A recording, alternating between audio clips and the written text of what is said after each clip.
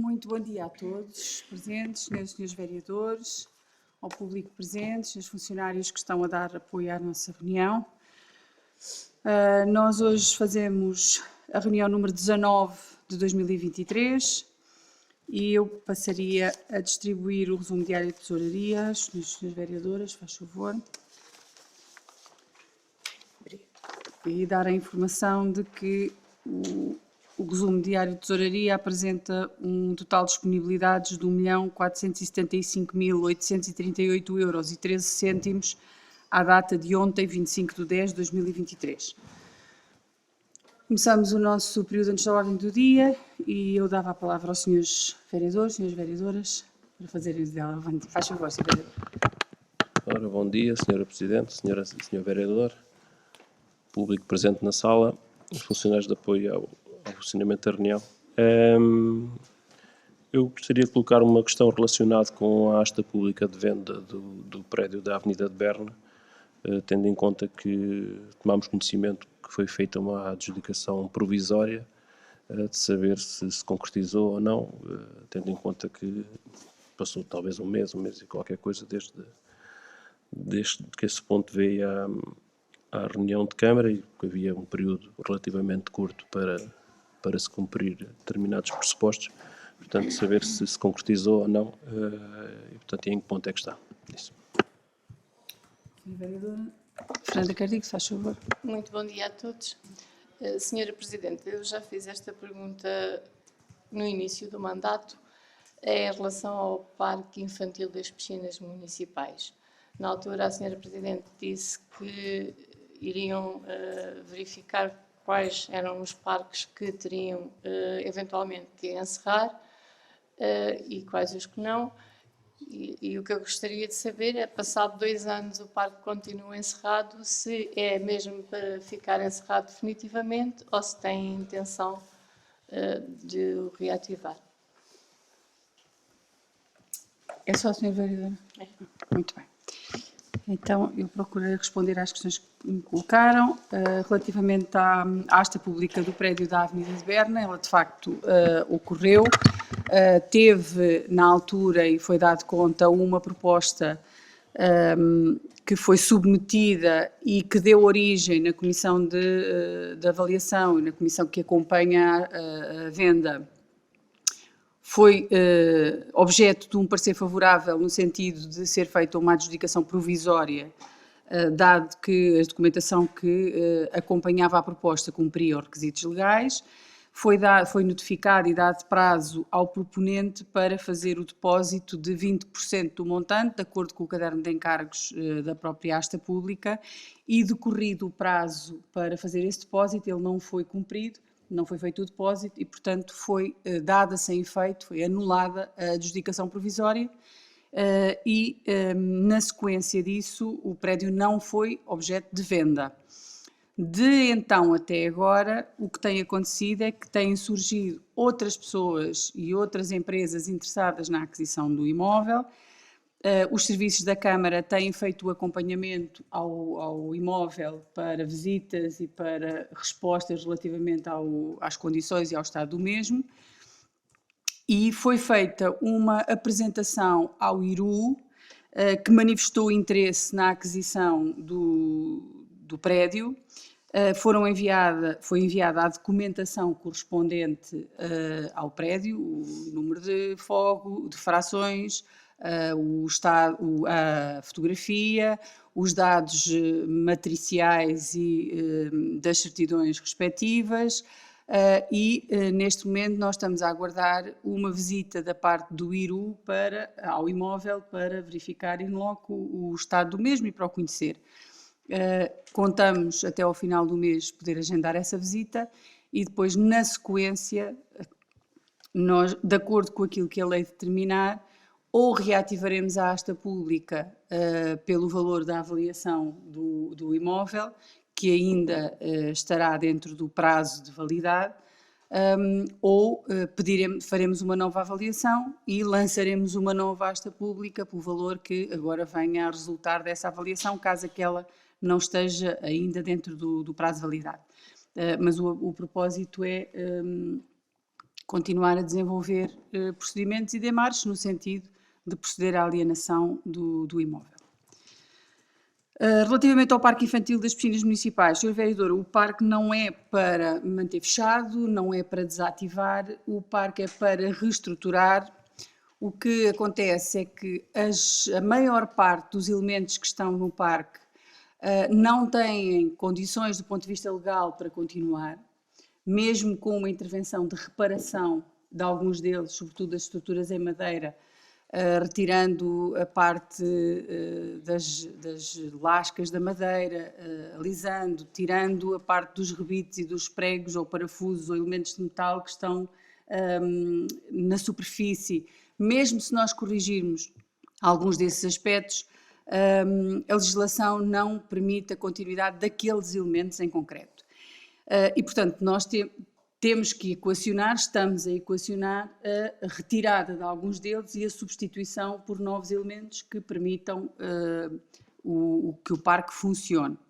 De todo o modo, nós recebemos aqui uma proposta de uma associação alpiercense no sentido de passar a desenvolver um conjunto de atividades no espaço de Albufeira e, eventualmente, integrarem aquele parque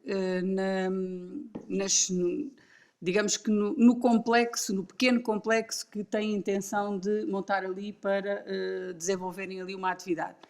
E nós estamos a trabalhar também nesse sentido para perceber se a proposta que a Associação nos fez tiver a nossa aprovação, eventualmente nós até nem temos que mexer no parque e serão eles a fazer a adequação do parque às atividades que lá querem desenvolver. Caso essa proposta não avance, nós de qualquer forma fizemos um levantamento e temos já a indicação de alguns orçamentos para adquirir os elementos e, portanto, o parque no próximo verão, de uma forma ou de outra, estará aberto ao público. Muito bem, então, assim sendo, e feitos os esclarecimentos solicitados, eu daria início à nossa ordem de trabalhos e começaria pelo ponto 1. O ponto 1 é a proposta data da reunião ordinária da Câmara Municipal realizada no dia 12 de outubro de 2023, que vem para deliberação. Eu dava a palavra aos senhores vereadores e às senhoras vereadoras se quiserem fazer alguma sugestão. Faz favor, senhora vereadora Fernanda Cardigo. Então, na página 2, embora lá mais à frente já tenham retificado, no ponto 5 da ordem de trabalhos estava a cedência do auditório da biblioteca, devia ser à Fundação e não pela. Sim. Exato. Depois, na página 3, onde está a minha intervenção,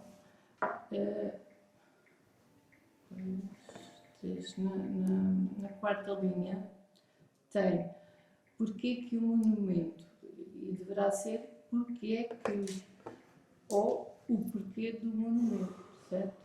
Aqui há essas duas opções. E mais à frente, diz continua encabeçada há meses e porque que, portanto aqui será outra vez porque é que. Depois, na página 5, no primeiro parágrafo, já na última linha, pronto, isto é um erro teclado, representaste, era como representante do município. Na página 6, que aí vais ter outra vez pela Fundação. E não está a ter mais nada. Exatamente. Cedência do auditório da biblioteca à Fundação. Muito bem. Não sei se há mais alguma proposta de alteração, de correção. Então, eu punha a ata à votação com as correções sugeridas pela senhora vereadora Fernanda Cardigo. Quem vota contra, quem se abstém, está aprovado por unanimidade. Eu não tenho segurança se devo votar ou não a ata, e penso que não, uma vez que não estive presente nesta reunião e, portanto,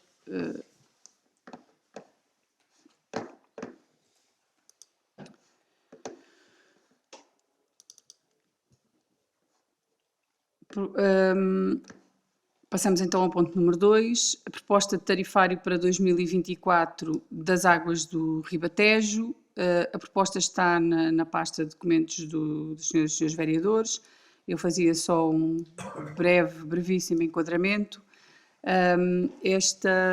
Esta proposta vem na sequência da reunião do Conselho Intermunicipal e, portanto, da proposta que é feita pela Administração das Águas do Ribatejo ao Conselho e analisado na Comissão de Parceria. Esta proposta reflete um conjunto de preocupações e um conjunto de alterações ao funcionamento, digamos que ao funcionamento normal das águas do Ribatejo, dentro daquilo que era a perspectiva de evolução, quer de preços, quer de taxas de juros, quer de um conjunto de outros elementos que enquadram a argumentação para propor ou para preparar o tarifário. Houve, e o que dos documentos que os vereadores têm resulta claro, aliás, que também é do conhecimento público e, portanto, não haverá muito a acrescentar, a evolução, quer fruto da crise financeira, desta valorização das taxas de juro que ainda permanece, quer fruto dos efeitos diretos da guerra, do conflito, da guerra entre a Rússia e a Ucrânia e agora mais recentemente da guerra e do conflito no Médio Oriente. Estas situações condicionaram os preços de um conjunto de matérias que são fundamentais para o funcionamento das águas do Ribatejo, entenda-se, sobretudo, a questão do preço da energia e do combustível. Feita uma análise mais macroeconómica no âmbito das águas do Ribatejo, a proposta que é feita aos municípios é no sentido de, para garantir, por um lado, a estabilidade do funcionamento da própria empresa, dados os montantes que são apurados, afinal, de potencial equilíbrio orçamental. Quer a necessidade de nós não estarmos sistematicamente a proceder a revisões de tarifário, sobretudo ao longo do ano, coisa que se mostrava mais ou menos possível se nós não tomássemos agora uma decisão ou não compreendêssemos e aceitássemos aquilo que nos está a ser proposto. Para evitar essas duas situações, os municípios entenderam dar o seu aval e votar favoravelmente a proposta que as águas do Ribatejo nos fizeram, e ela resulta num aumento do tarifário da água, que nos últimos anos é o primeiro. O tarifário tem-se mantido durante os últimos anos. Nós, neste momento, este resultado é o de um aumento do tarifário na casa dos 8%, mas ainda assim, só para dar uma nota que eu acho que é, apesar de tudo, importante, ainda assim, o tarifário praticado pelas águas do Ribatejo fica abaixo do conjunto de tarifários das empresas gestoras dos sistemas de águas em toda a nossa região e aquelas que mais comparam connosco mesmo fora da nossa região, mas sobretudo em toda a nossa região, incluindo as empresas municipais que fazem a exploração e a gestão do fornecimento de água às suas populações. Ainda assim, os tarifários, depois do aumento, comparam negativamente em termos de preço com os tarifários das outras empresas gestoras, sendo que algumas delas ainda nem sequer são conhecidos os aumentos que preconizam para o próximo ano de 2024. Portanto, esta é a proposta que foi apresentada aos municípios e que foi discutida, naturalmente, e que resulta esta oscilação de tarifário resulta exatamente da análise económica que foi feita e da necessidade de garantia das margens de funcionamento das próprias águas do Ribatejo, até porque muito do investimento que é necessário fazer durante os próximos anos será necessariamente também com recurso a financiamento bancário e a questão das taxas de juros não está fechada de todo, antes pelo contrário, e levanta aqui algumas dúvidas e a necessidade de algumas precauções. E é tudo. Senhores vereadores, faz favor, Sr. Vereador João Pedro Reales. Ora, em relação a este ponto, pelo menos daquilo que eu estive a consultar, o ano passado já houve um aumento de 3,9% no tarifário da água, até porque nós, tarifário das águas do Ribatejo, nós votámos contra esse aumento, até porque os próprios resultados que se apresentavam eram resultados sólidos em relação à empresa e entendemos que não seria o melhor caminho para se tomar. Nós mantemos a defesa da gestão pública da água. Esta é uma empresa pública, portanto, de gestão intermunicipal, e que, dessa mesma forma, a defendemos como tal, em termos da sua gestão. Entendemos também que, em 2 anos, termos aqui um aumento superior a 12%, somando os 3,9% com mais os 8,4% deste ano, que são aumentos muito penalizadores dos consumidores e da população em geral, e que a empresa tem apresentado ao longo dos anos uma robustez em termos da sua estrutura financeira, da sua estrutura como entidade gestora da água, e que, sendo uma gestão pública também dessa mesma água, que poderia ser feito um esforço no sentido de não refletir estes aumentos diretos, porque me parece também que quando os resultados são positivos, também não existe diretamente essa reflexão no próprio preço da sua diminuição. Antes, ao longo de alguns anos, houve a manutenção do mesmo tarifário, e que este aumento brutal nestes 2 anos seguidos irá penalizar bastante os consumidores, e iremos votar contra novamente disso. Muito obrigado, Sr. Vereador. Não sei se há mais alguma intervenção. Não, já agora aproveitava para dizer isto só a título ilustrativo do que vimos a dizer. As empresas públicas são sempre bem geridas quando são equilibradas. E quando as coisas fogem ao controle da previsibilidade que é possível fazer, nós quando fazemos orçamentos estamos a prever despesas e receitas para o ano a seguir, estamos só a prever. Se nós tivermos aqui alguma margem de falha, corremos o risco de chegar a meio do percurso e ou não conseguimos concretizar os investimentos, as obras e a qualidade da prestação do serviço e, portanto, mantemos as tarifas e corremos esse risco, ou então somos obrigados e são obrigados os municípios a chegar-se à frente, passa a expressão, para que a qualidade do serviço, as obras e os financiamentos se mantenham com o esforço, novamente, neste caso dos municípios. Portanto, gerir empresas públicas tem algumas diferenças substanciais relativamente à gestão das empresas privadas. E são exatamente essas preocupações de não haver oscilações e de haver previsibilidade na vida das pessoas e da própria empresa que às vezes é preciso tomar decisões. As decisões são sempre difíceis, sobretudo quando são deste género.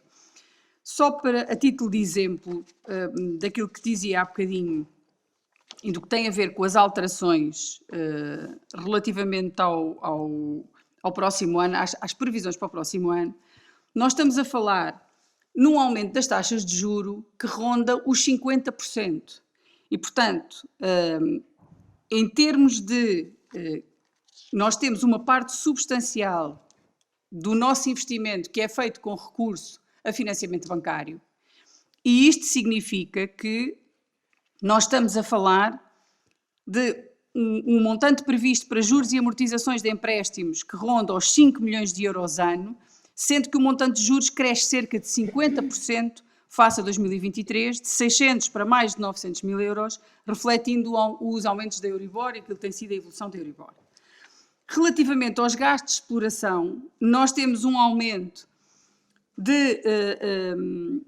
valor global dos gastos de exploração, que ascende a 17,29 milhões de euros e que representa um aumento de 1 milhão e 380 mil euros a mais que o orçamento para 2023. Além disso, os gastos com pessoal e com energia e combustível, que estão incluídos em termos de gastos de exploração, aumentam todos eles substancialmente. Portanto, aquilo que é a decisão neste momento de aumentar o tarifário prende-se exatamente com a própria sustentabilidade da empresa.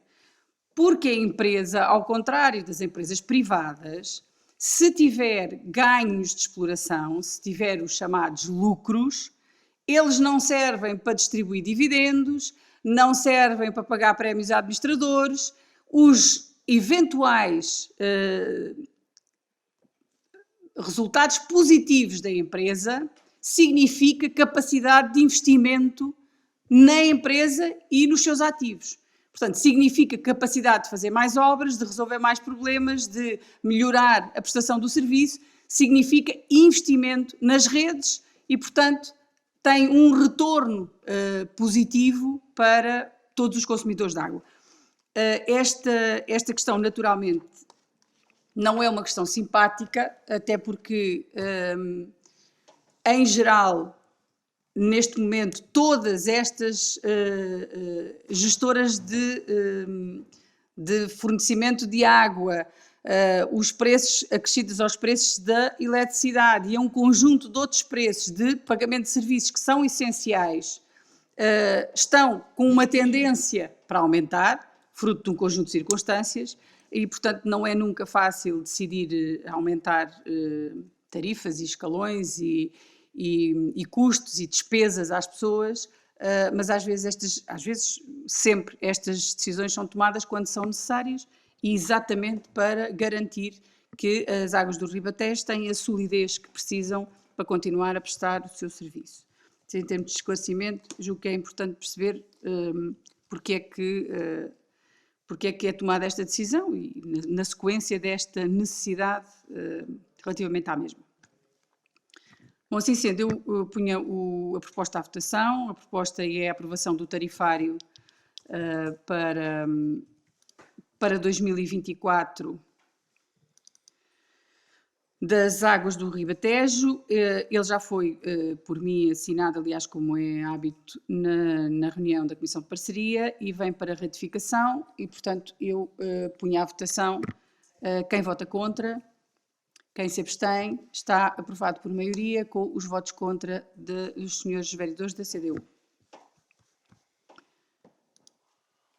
O ponto 3 da nossa ordem de trabalhos é a proposta de orçamento, plano plurianual de atividades e plano plurianual de investimentos para 2024. Relativamente eu solicitava que nestes dois cabeçalhos que fosse acrescentado das águas do Ribatejo, porque exatamente, são três, o ponto a seguir também, porque não está cá essa referência e, portanto, aqui deveria de estar. Este é o orçamento, plano plurianual de atividades e plano plurianual de investimentos de 2024 e vem também para ratificação e eu dou a palavra aos senhores vereadores se quiserem fazer alguma intervenção relativamente ao mesmo. Senhor vereador. Portanto, também era para fazer essa referência há pouco, na questão dos pontos da denominação das águas do Ribatejo e, portanto, até porque o edital sai também para fora e tudo mais, e em termos de identificação, e verifiquei que o ano passado estava, e, portanto, e que por lapso não foi colocado. Em relação ao plano de atividades, nós, tendo em conta estamos contra o tarifário, naturalmente votamos contra, mas continuamos a defender a gestão pública da água na sua forma. Entendemos também que o investimento previsto para a Alpiarça, em termos da sua rede em baixa, de 100 mil euros para este ano, 250 para o próximo e 300 para o outro ano a seguir, representa também um valor que é o dobro daquilo que estava no ano passado, e iremos nos abster em relação à proposta do plano de atividades. Isso. Muito bem, muito obrigado, Sr. Vereador. Eu então punha o ponto à votação. Relativamente à proposta de orçamento, Plano Plurianual de Atividades e Plano Plurianual de Investimentos para 2024 das Águas do Ribatejo. Quem vota contra? Quem se abstém? Quem vota a favor? Está aprovado por maioria, com 2 abstenções dos Srs. Vereadores da CDU. O ponto 4 é o relatório de gestão e contas do primeiro semestre de 2023, igualmente das Águas do Ribatejo, que vem também para ratificação. Neste caso vem para conhecimento, peço perdão, exatamente, porque é o relatório de gestão e contas, e portanto vem para conhecimento. Aqui também é preciso acrescentar das Águas do Ribatejo, e eu dava a palavra também aos senhores e senhoras vereadoras para fazerem alguma intervenção, se considerarem necessário. Não, assim sendo, está dado conhecimento do relatório de gestão do primeiro semestre das águas de 2023 das Águas do Ribatejo. O ponto 5 é a proposta de aprovação da celebração de protocolo entre a Autoridade Tributária e Aduaneira e o município de Alpiarça e aprovação da respectiva minuta, que vem para deliberação. Eu faria um pequeno enquadramento deste ponto. A Câmara Municipal tem, como sabem, como receitas próprias a cobrança de impostos e outras receitas a que legalmente tenha direito no âmbito da legislação aplicável. Há, ao longo dos anos, um conjunto elevado de dívidas de montantes de valor muitíssimo reduzido, em alguns casos, noutros irrisório, cujos custos com a cobrança coerciva superam o montante em dívida, e a não cobrança coerciva destes montantes em dívida cria naturalmente situações de injustiça e penaliza quem cumpre, quem paga as suas obrigações e beneficia quem não paga e quem não cumpre com as suas obrigações. Sendo que as pessoas que têm critérios para ter reduções nos valores destes impostos ou destes tarifários, ou que têm condições para deles ficarem isentos, continuarão naturalmente a ficar isentos e continuarão naturalmente a pagar de acordo com as reduções que lhes sejam aplicáveis. Relativamente a todos os outros, a não cobrança destes montantes cria situações de injustiça relativa e nós entendemos que essas situações devem ser evitadas. E, portanto, de acordo com a legislação que também está em vigor e que aprovou o Código de Procedimento e Processo Tributário, a competência da execução fiscal é exercida pelas autarquias quanto aos tributos por elas administrados, sendo que o número 4 do referido diploma prevê que a competência para a cobrança coerciva de impostos e outras receitas administradas pelo município pode ser atribuída à autoridade tributária mediante a celebração de um protocolo. A minuta desse protocolo está anexa e tem por objeto a definição dos termos e das condições em que a administração tributária é competente para a cobrança coerciva das taxas e receitas do município e, portanto, o que se propõe é que se aprove esta minuta de protocolo e que se celebre o protocolo com a administração tributária, aliás, à semelhança do que já existe no conjunto vasto de municípios e de outros organismos públicos, dadas as dificuldades de operar a cobrança destes montantes por parte das próprias entidades. Dizer que esta cobrança coerciva, e só para terminar, esta cobrança coerciva é efetivada depois de um conjunto de demarches no sentido de receber os montantes sem a necessidade de participar, de que esses sejam participados à autoridade tributária para ser ela a exercer essas funções. E, portanto, são notificados os devedores, são dadas oportunidades de pagamento em prestações, aliás, como já decorre em variadas circunstâncias, e só no caso de se verificar incumprimento em toda a linha e durante esses procedimentos é que os montantes serão participados de acordo com a minuta do protocolo à autoridade tributária, que fará diretamente a sua cobrança. Eu ponho ao ponto à discussão. Sr. Vereador, se faz favor. Portanto, nesta proposta que é apresentada, essencialmente, pegando também naquilo que a Sra. Presidente disse, que estamos a falar de valores muitas vezes também irrisórios. O próprio protocolo prevê que, portanto, esta cobrança seja executada depois e que a verba a transferir serão retirados os encargos que a própria autoridade tributária terá com essa mesma cobrança. Eu questiono para já saber se há alguma estimativa do valor desses encargos ou não, se há uma percentagem, se há um valor mínimo, se isso está previsto ou não, porque poderemos passar aqui por situações em que às vezes os encargos até poderão vir a ser superiores ao próprio valor da dívida e que acaba por ser um procedimento que na sua finalidade acaba por não ser vantajoso para o próprio município. E entendemos que quem não terá condições para pagar, dificilmente, através da cobrança coerciva, terá essas mesmas condições para pagar, porque conhecemos muitas situações que existem em termos dessa forma das pessoas poderem, muitas vezes nem sequer têm essa capacidade, outras vezes conseguem mesmo por formas mais ou menos habilidosas conseguir fugir às suas responsabilidades. E temos algumas dúvidas em relação à vantagem que será para o município este procedimento em relação a estas situações. Disso. Sr. Vereador, o montante que é cobrado pela autoridade tributária como percentagem dos custos relativamente aos procedimentos de cobrança é de 2%. Nós, quando falamos de valores irrisórios, são valores irrisórios para efeitos de execução ou de cobrança coerciva por parte do município.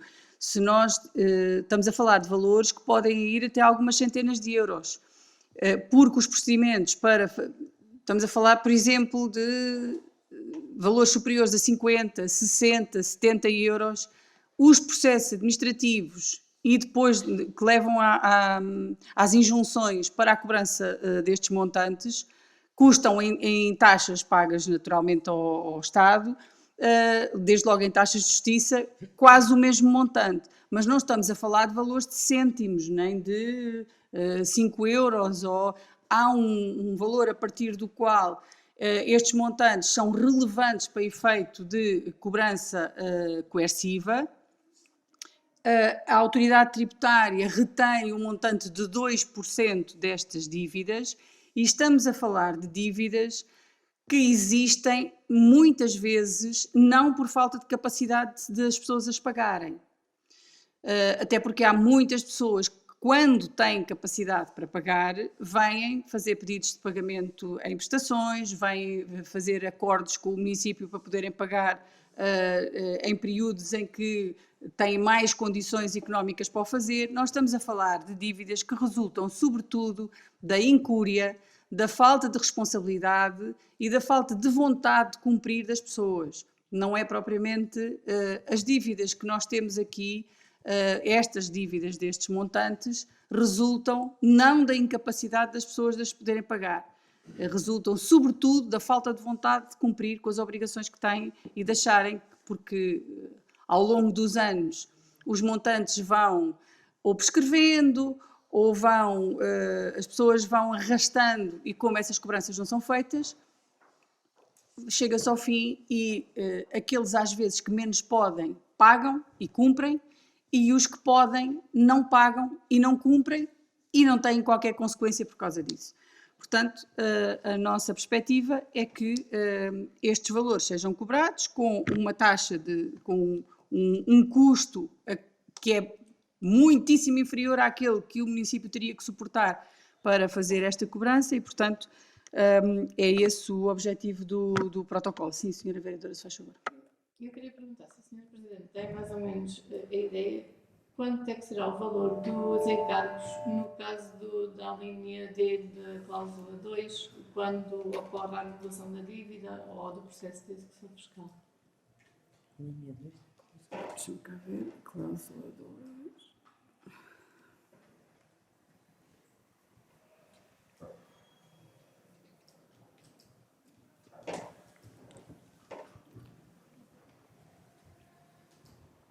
A segunda era o pagamento dos encargos do processo de execução fiscal nos casos em que a evidente ocorre a anulação da dívida ou no processo de execução fiscal.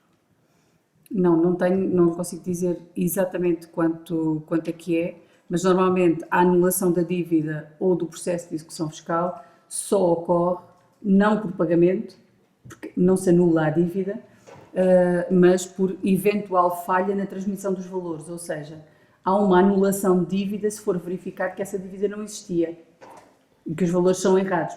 Nós aqui temos a obrigação de verificar que estamos a transmitir à autoridade tributária a informação fidedigna relativamente a este processo. E quando se comprova que não se consegue cobrar a mesma dívida porque a pessoa não tem bens ou ofere, pronto, o ordenado mínimo, por exemplo, não se pode retirar, quando a pessoa não consegue mesmo pagar, ela depois aí não é anulada. Não, esses encargos depois não revertem. Esses encargos são os 2%. Quer da cobrança, quer do valor da cobrança, quer do valor do processo. Ou seja, neste caso, o município eventualmente terá que suportar 2%, que é aquilo que a autoridade cobra, no caso de não ser possível receber dívida nenhuma.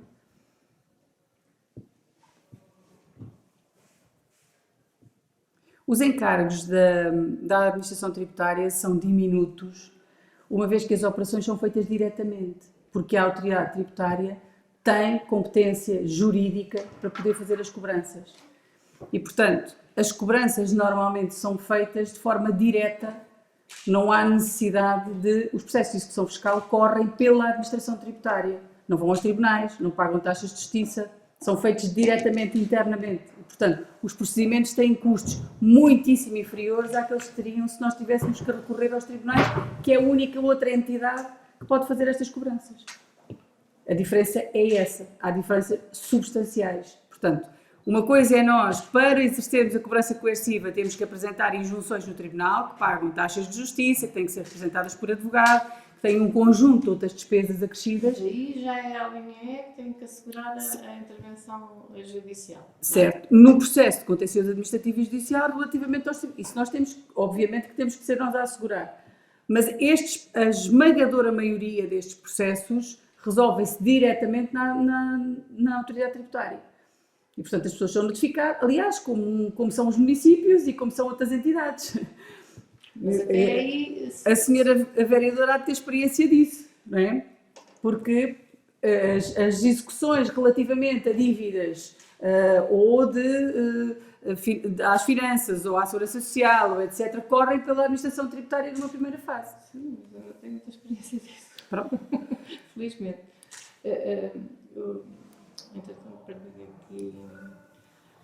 Mas entretanto, se a Câmara faz uma série de demais por valores irrisórios e depois ainda vai para a autoridade tributária, acaba por esgotar, já está, quando vai para lá, se calhar já está esgotado o valor da própria dívida. Como? Se as dívidas são irrisórias. Não são irrisórias no sentido, foi o que eu disse há bocadinho, não são cêntimos. São dezenas, em alguns casos são algumas centenas de euros. Ainda assim, e razão pela qual o município não apresentava qualquer tipo de injunção para a cobrança destes montantes. Nunca apresentou nestes últimos tempos. E, portanto, as dívidas acumularam-se ao longo do tempo. E se nós somarmos estes pequenos montantes, pequenos, diria eu, que não são completamente irrisórios, mas são pequenos, se nós somarmos, estamos a falar em 20 ou 30 mil euros de dívida. Tudo somado. Pronto. E, portanto, esses são valores que dizem respeito às pessoas e, portanto, se as pessoas deviam ter cumprido, e estamos a falar de pagamento de despesas têm a ver até com alguns serviços que são opcionais e que as pessoas vêm pedir ou vêm solicitar porque querem. Portanto, o mínimo que podem fazer é cumprir com as obrigações de os pagarem. Porque o dinheiro é da população. Certo? Muito bem. Então eu punha o ponto 5 à votação. Proposta de aprovação da celebração de protocolo entre a Autoridade Tributária e Aduaneira e o município de Alpiarça e aprovação da respectiva minuta, que vem para deliberação. Quem vota contra? Quem se abstém? Quem vota a favor? Está aprovado por maioria com os votos contra dos senhores vereadores da CDU.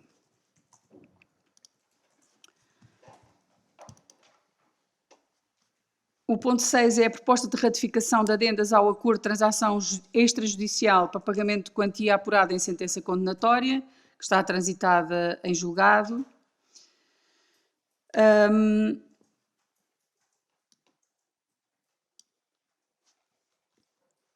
Eu faria aqui uma breve apresentação.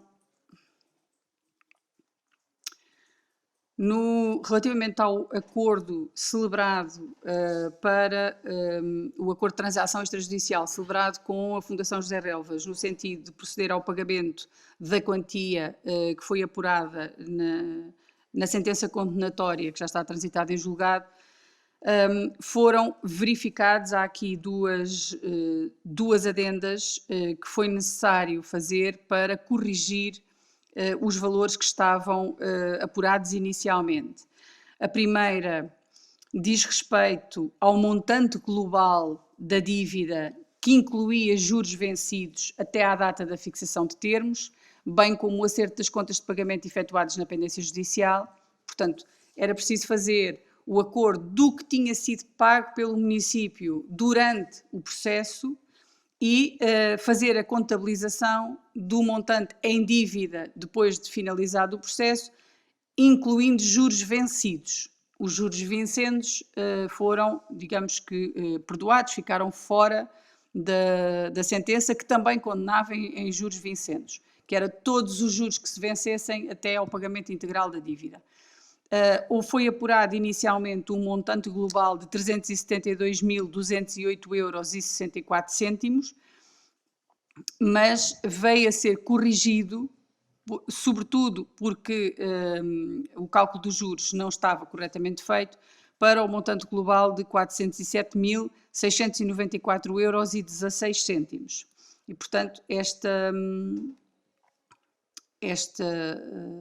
esta primeira adenda tem a ver com a correção do montante global, onde sendo assim, relativamente a esta questão, onde se lê no montante global de 546.710,55 €, deverá ler-se o montante global de 582.196,07, dando forma ao cumprimento do que estava fixado na própria sentença. Há uma segunda adenda que tem a ver com o seguinte: há um montante respeitante ao saldo do ano de 2021, que tinha um montante global apurado de 51.159,75 €, que foi corrigido, havendo aqui um montante de 2.275,87 €, que não tinha sido calculado, não tinha sido integrado neste montante e, portanto, houve necessidade de o corrigir de acordo com os dados que, entretanto, os serviços do município vieram a apurar. E, portanto, o saldo efetivamente correspondente ao ano de 2021 é de 53.000 435,62 € e não 51.159,75 €, razão pela qual foram foi feita esta adenda para corrigir exatamente este valor e regularizar todo este processo. Não sei se há alguma dúvida, alguma questão, faz favor, Sr. Vereador. Portanto, nós, estando aqui a ratificar duas adendas, eu gostaria de diferenciar que a primeira adenda tem data de 20 de abril de 2022. Portanto, estamos a ratificar uma decisão que tem mais de 1 ano e meio, quando a própria lei indica que as ratificações devem ser efetuadas na reunião imediatamente a seguir, e a segunda adenda tem data de 27 de setembro. Para além dessa questão, que desde si deixa já algum desconforto em relação àquilo que é a nossa decisão, não é? Portanto, pelo período que passou da decisão até à sua ratificação, também me parece a mim que, havendo aqui uma alteração de valor a pagar, que venha também informação em relação a que é que corresponde a esse valor.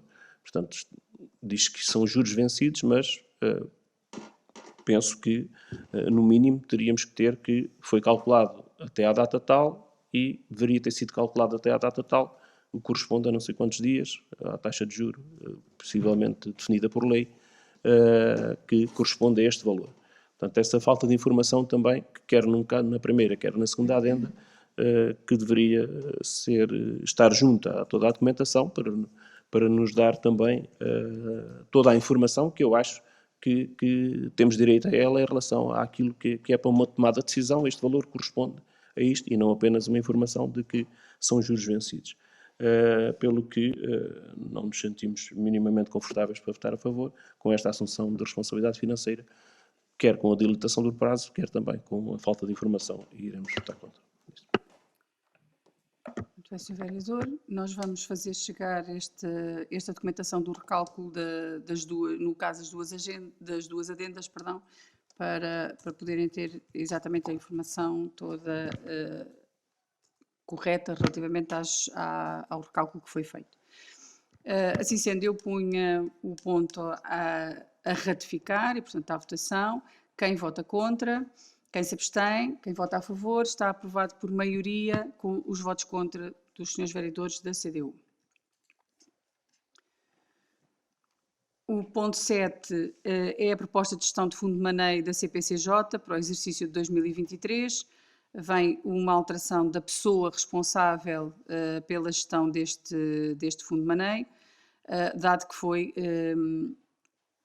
designada em representação do município uma nova representante e, portanto, o que se solicita é que se delibere autorizar a alteração da técnica responsável pelo manuseamento do respectivo fundo de maneio, neste caso da Comissão de Proteção de Crianças e Jovens, para o exercício de 2023 ainda, para este exercício de 2023, a nomeação foi feita recentemente, para a técnica superior Ana Rita Cordeiro Lázaro, com efeitos a partir do dia 1 de novembro e até ao final do mês de dezembro, e depois será feito a respectiva proposta para o próximo ano. Neste caso é porque a nomeação foi feita agora e, portanto, é preciso alterar esta responsabilidade. Não sei, eu punha o ponto de discussão, não sei se há alguma questão. Não havendo questões, eu punha o ponto à votação. Proposta de gestão de fundo de maneio da CPCJ para o exercício de 2023 ainda, até dezembro de 2023. Quem vota contra, quem se abstém, está aprovado por unanimidade. O último ponto da nossa ordem de trabalhos é a proposta de manual de acolhimento que vem para conhecimento. Portanto, o município, através das técnicas superiores do nosso Serviço de Recursos Humanos, que estabeleceram também como objetivo, no quadro da avaliação do CIADAP, a realização do manual de acolhimento para os novos funcionários. Ele vem à reunião apenas para conhecimento dos senhores vereadores e, no fundo, enquadra uma apresentação do município aos novos trabalhadores, a quem se apresenta para começar a sua atividade profissional no quadro do município, e depois tem um conjunto de informações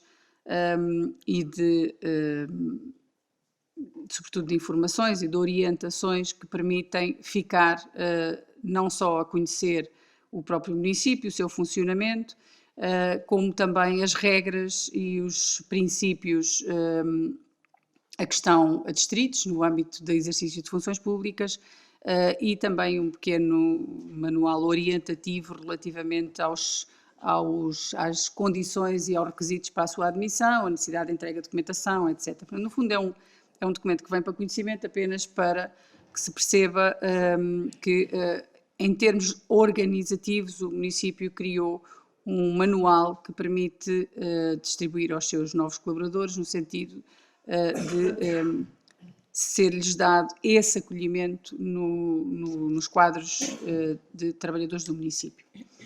Não sei se há alguma questão relativamente ao mesmo. Não havendo, eu dava por encerrada esta parte da reunião. Existe público na sala, não sei se alguém se quer inscrever para fazer alguma intervenção. O Sr. Coronel Eduardo Costa, se faz favor.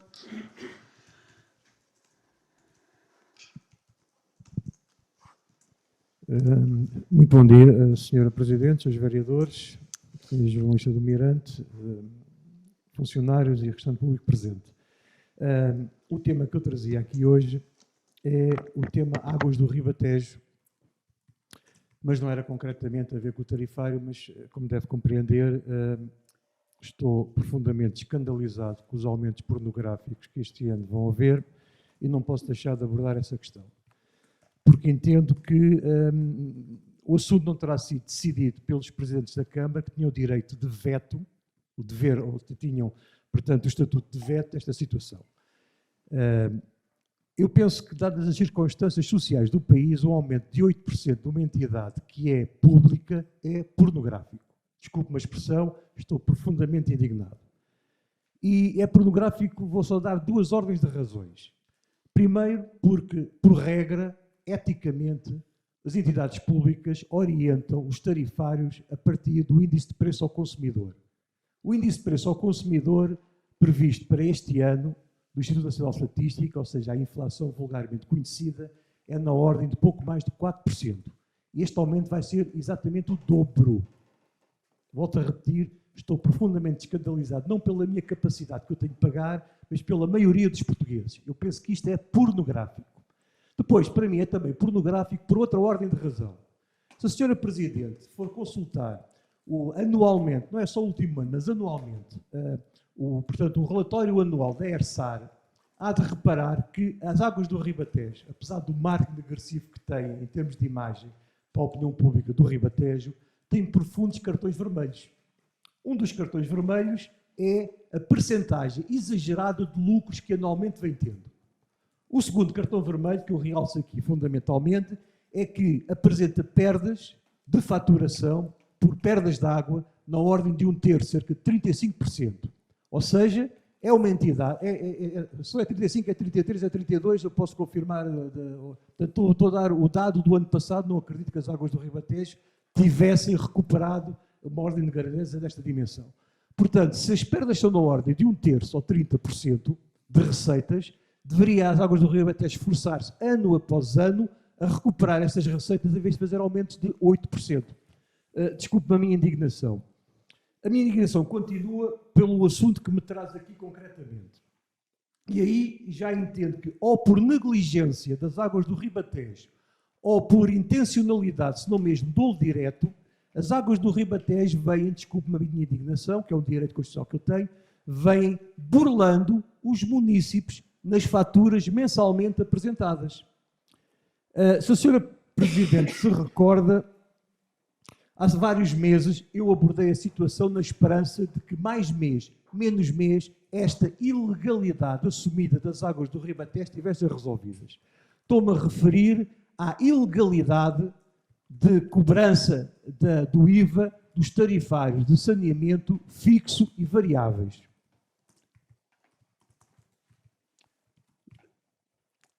O número 2 do artigo 2 do Código do IVA diz, eu estou a citar, os Estados e demais pessoas coletivas, como é o caso das Águas do Ribatejo, de direito público, não são sujeitos passivos de IVA quando desenvolvam operações do exercício da sua atividade. Isto é muito lacónico. E daí, provavelmente, no passado, e estou-me a referir desde 2017, que andamos a ser burlados na fatura pelas Águas do Ribatejo, ou por negligência, e agora, na minha perspectiva, intencionalmente, desde a minha última intervenção que eu tive aqui, o que é que as Águas do Ribatejo faziam uma interpretação preventiva abusiva. Mas, em 27 de julho de 2017, daí eu abordar a questão de 2017, a própria autoridade tributária e aduaneira fez uma informação vinculativa que eu, há alguns meses atrás, quando cá tive a atenção de deixar o próprio documento à senhora Presidente, para se as Águas do Ribatejo tivessem dúvidas, seguissem o que lá está, no sentido de começarem a cobrar, a deixarem de cobrar o IVA no tarifário. Passaram cerca de 5 ou 6 meses, continuamos a ser burlados pelas Águas do Ribatejo. E agora, com a agravante de termos um aumento de 8%. Desculpe, Sr. Presidente, estou profundamente indignado. Não pelo meu bolso, que eu felizmente tenho capacidade de cumprir, mas estou impugnado porque o estatuto que os presidentes da Câmara, de Torres Novas, da Chamusca, de Alpiarça, de Almeirim, de Coruche, de Salvaterra e Salveiro também de Navente, serem cúmplices com este estado de coisas. E as Águas do Ribatejo, ao contrário, dizem, não me prestam um bom serviço. Dou-lhe um outro exemplo, que se passou com muita gente, mas passou-se comigo também. É as faturas fictícias. Eu fui vítima há alguns meses de uma contagem real falsa. E a prova que foi falsa foi que eu demonstrei por A mais B e, passado 2 meses, as Águas do Ribatejo repuseram a situação. Portanto, as Águas do Ribatejo, ao contrário da imagem que dão, prestam um péssimo serviço. Se fosse uma entidade privada, o objetivo era o lucro. Sendo uma entidade pública, lamento profundamente. Peço mais uma vez desculpa da minha indignação.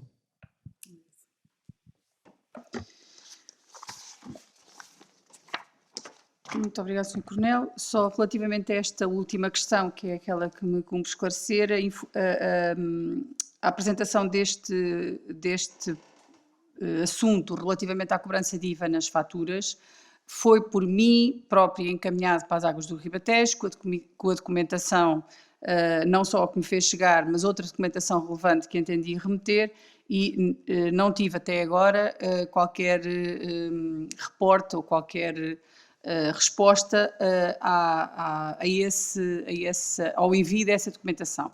Portanto, reiterarei novamente nas reuniões das Águas do Ribatejo, assim que seja oportuno, esta questão e solicitarei um esclarecimento, uma resposta relativamente à mesma.